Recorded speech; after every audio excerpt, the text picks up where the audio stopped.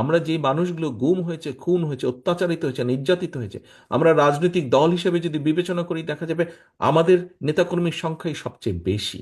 আসুন আমরা মানুষের সেই প্রত্যাশা পূরণের জন্য আমাদের সর্বোচ্চ দিয়ে আমরা চেষ্টা করি।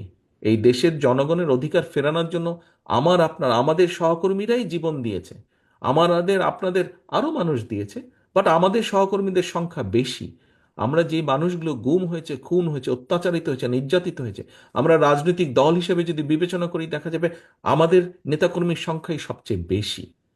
কাজেই যেই দলটি এত অত্যাচার নির্যাতন সহ্য করেছে, যেই দলটির এত মানুষ গুম খুনের শিকার হয়েছে, শহীদ হয়েছে, 60 লক্ষের মতন মানুষ গায়েবী মামলার শিকার হয়েছে, সেই দলটির কাছেই মানুষ প্রত্যাশা করে।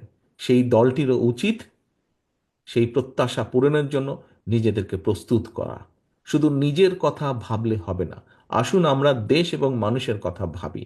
আসুন জীবনে বেঁচে থাকার জন্য যতটুকু আপনার প্রয়োজন আমরা ততটুকু করি, বাকি সময়টুকু আসুন আমরা মানুষ এবং দেশের জন্য ব্যয় করি। তাহলে আপনি মানুষের মধ্যে চিরস্মরণীয় হয়ে থাকবেন।